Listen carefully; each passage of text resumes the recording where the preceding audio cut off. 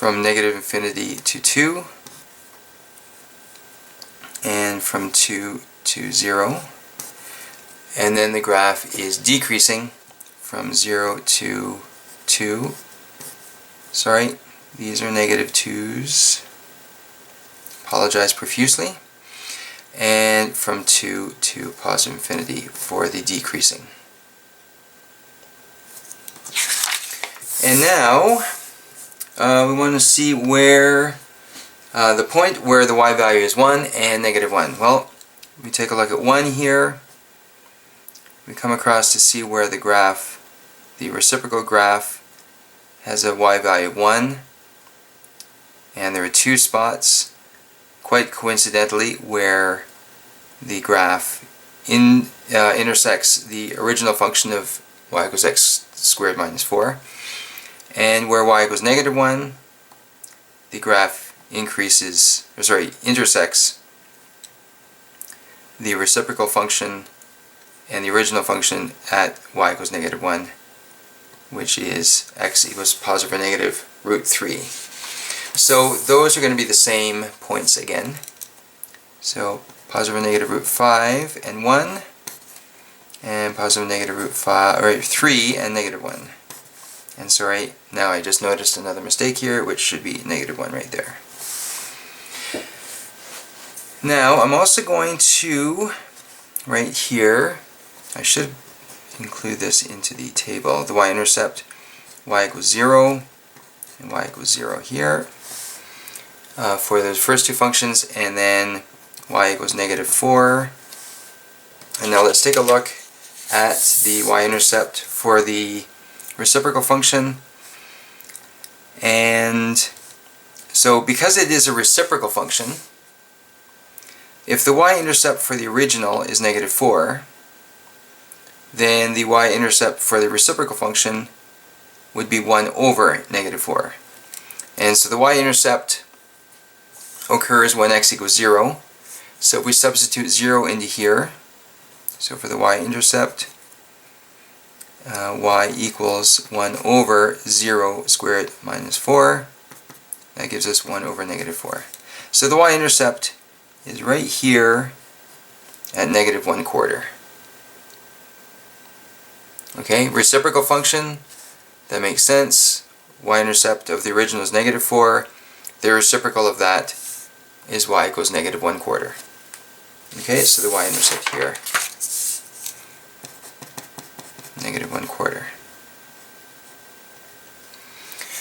Okay, so now we have 2 complete examples of original functions and reciprocal functions.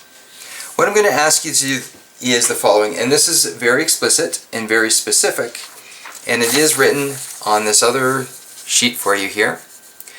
What I would like you to do is, very specifically, I would like you to draw the graph of this function first in part 1.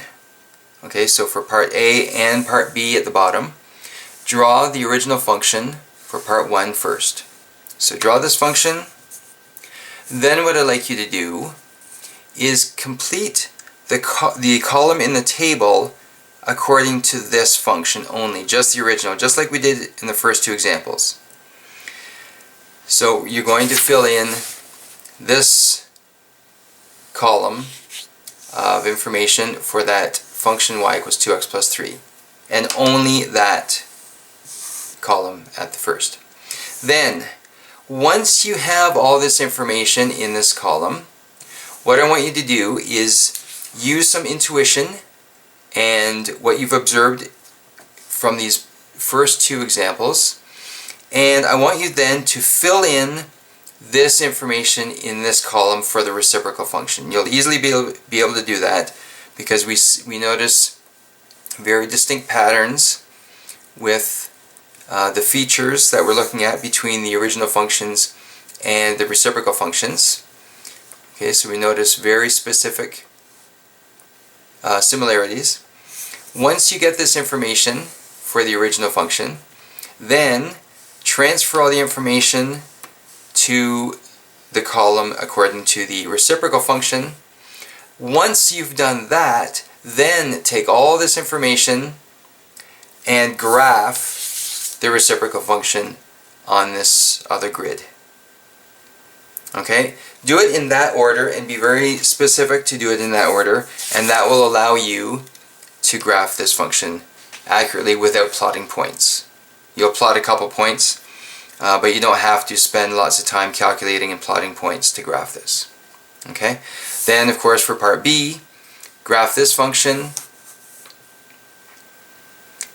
then fill out the appropriate column in the table, then transfer the information from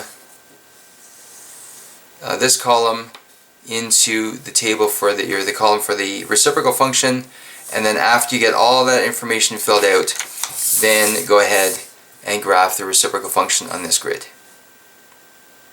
Okay, so please do that. Then when you're finished, please do the first few questions here in your textbook at home, and they can finish the rest at school in class tomorrow. Just one little note about number 11.